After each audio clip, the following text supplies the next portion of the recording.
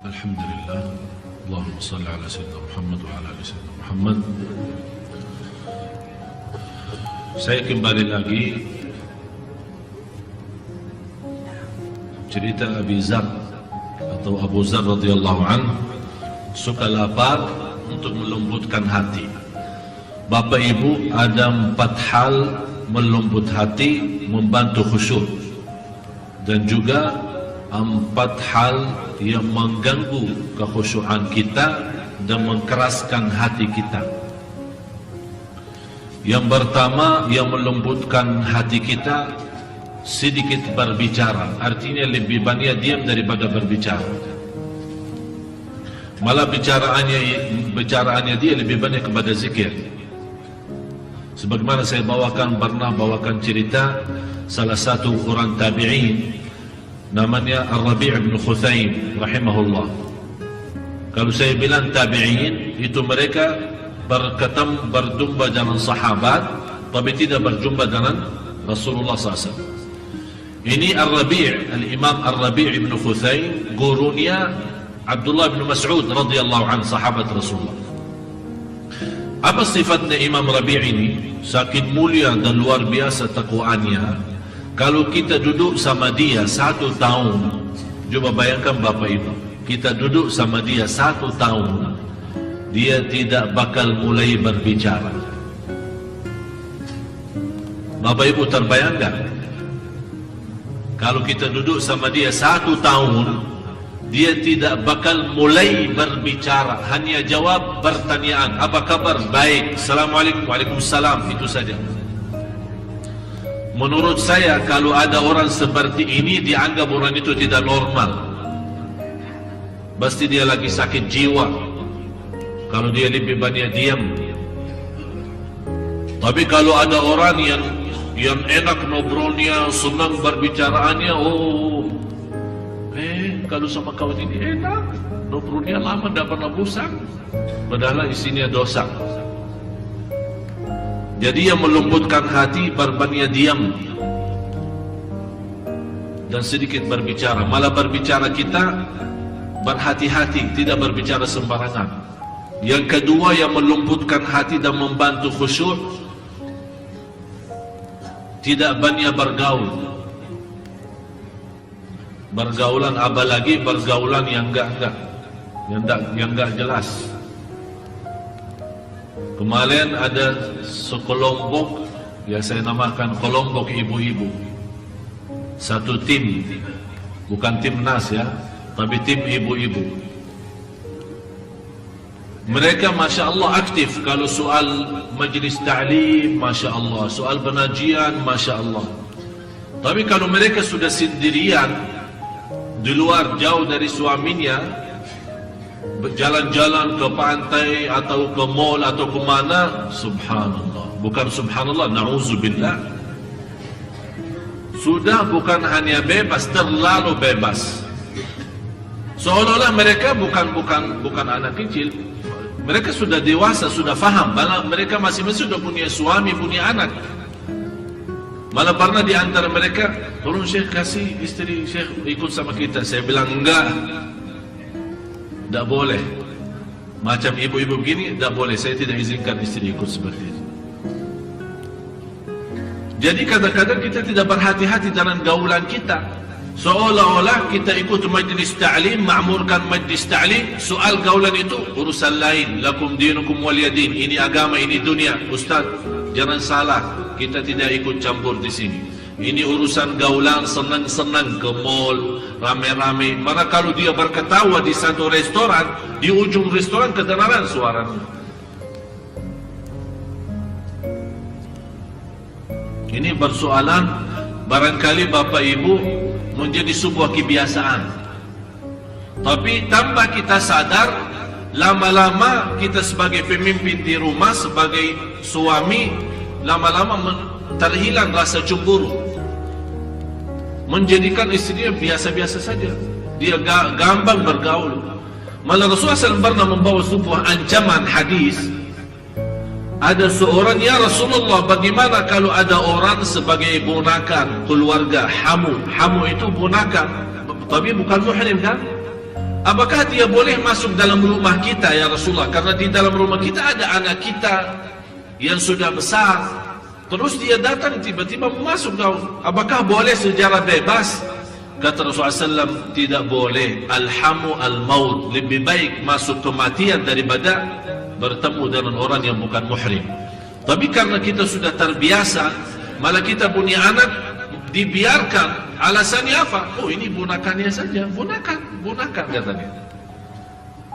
Dia gaul bebas, pergi makan sama-sama di restoran sama-sama, malah dijemput antar kemana-mana secara bebas. Dan hal ini yang membuat kita lama-lama tanpa sadar susah mengkontrol anak kita sendiri. Jadi yang membantu khusyuk dan melembutkan kalbu kita adalah sedikit bergaul.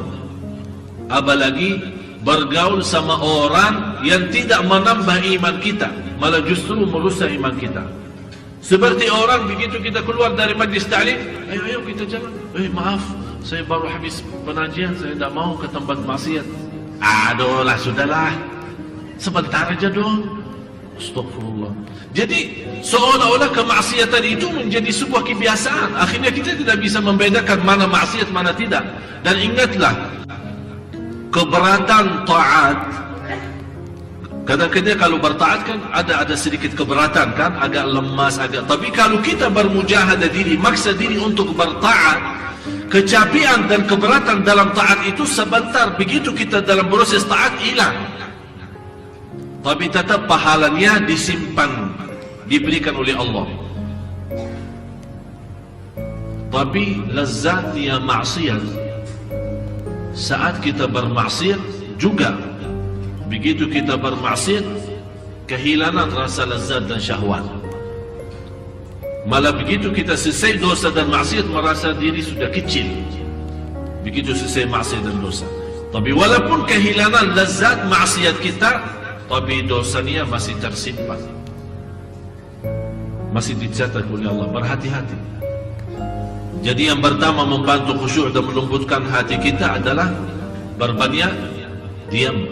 Yang kedua adalah sedikit bergaul, atau bergaul sama orang saleh yang kita rasa orang saleh ini akan menambah iman saya, akan menambah ilmu. Yang ketiga, sedikit tidur. Apalagi malam hari. Dan sebaik-baik kata Rasulullah, sebaik-baik salat adalah salat Nabi Daud. Sebaik-baik salat adalah salat Nabi Daud. Bagaimana salat Nabi Daud? Habis Isya dia tidur separuh malam. Misal kalau malam hari 8 jam kurang lebih ya, kita hitungkan 8 jam, dia tidur 4 jam. Kemudian bangun salat malam 2 jam. Kemudian tidur lagi 2 jam yang tersisa. Begitu cara salat Nabi Daud. Dan sebaik-baik puasa Nabi Daud, Bapak Ibu sudah ngerti puasa Nabi Daud. Misal puasa Sabtu, hari Minggu tidak, puasa hari Senin dan seterusnya. Jadi sedikit tidur, yang terakhir adalah sedikit makan. Bapak Ibu sakit kadang-kadang sakit enak, saya aja salah kadang-kadang, apalagi kalau saat kita enak makan, ya. Apalagi ibu-ibu yang suka kirimkan ke saya makanan Padang, dan mereka tahu kesukaan saya, dan itu ujian dari Allah. Jadi mohon maaf lagi, sekali lagi jangan kirimin makan lagi, ya. Jadi kadang-kadang saking enak makan, benar Bapak Ibu, saya terus makan sampai sudah nafas tidak mampu bernafas lagi. Saking enaknya, kalau memang saya punya 2 perut, boleh saya isi dua-duanya. Saking enaknya makan. Tapi subhanallah, tanpa kita sadar, tidur kita saja sudah berat. Malah kadang-kadang kita mau berzikir sebelum tidur sudah malas. Sudah terasa malasnya luar biasa. Oleh karena itu, untuk yang membantu khusyuk dan melembutkan kalbu kita adalah sedikit makan. Malah Rasulullah SAW bersabda di hadis yang sahih, makanan sedikit untuk cukup untuk kita bisa lanjut sehari-hari kita. Kalau memang terpaksa mau makan enak, sepertiga makan, sepertiga minum, sepertiga buat nafas. Jangan makan sampai sesak nafas. Ya, harus ada sebagian untuk nafas kita, bisa berjalan, bisa beribadah. Terus yang membuat kita punya hati agak keras, berbanyak bicara, berbanyak tidur, berbanyak makan, dan berbanyak bergaul. Dan sudah saya berikan latihan Bapak Ibu, saya minta kemarin, dah tahu sudah dilaksanakan belum? Saya minta coba setiap mau tidur, coba usahakan duduk sendirian, kesepian, berzikir sambil bertafakur. Ini sangat bermanfaat, bukan hanya untuk ibadah kita dan iman kita, malah untuk kesehatan kita. Jadi Abu Dzar suka lapar karena melembut hati, wa suka sakit liyakhiffa dhanbi, karena kesakitan, kesabaran atas kesakitan menghapus dosa. Kenapa dia suka sakit? Agar dihapus oleh Allah dosanya. Kemudian suka mati. Kenapa wahai Abu Dzar? Rasul ditanya, kenapa kamu suka mati? Kata beliau, aku suka mati karena aku ingin jumpa dengan Allah. Aku ingin jumpa dengan Allah.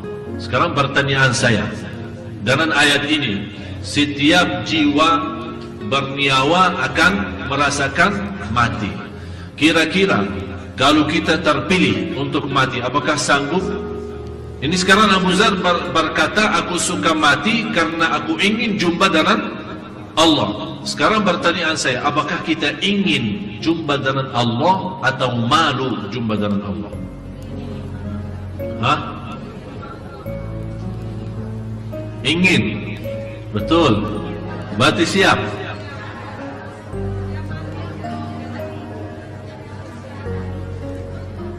Maksud saya kalau kita ingin, bukan inginan yang semacam bahasa Indonesia ya. Kalau kita bilang ingin jumpa dengan Allah, berarti kita standby mati. InsyaAllah lagi ya. Maksudnya siap mati, apa arti siap mati? Kadang-kadang orang salah jawab. Kalau bilang kita siap mati, siap. Memang dia yakin akan mati. Mau tidak mau, siap tidak siap, pasti akan mati. Maksudnya siap mati, berlaku kita, membuat kita tidak malu. Kapan saja datang kematian, alhamdulillah, saya jauh dari dosa dan maksiat, dan Allah Maha tahu apa berlaku saya.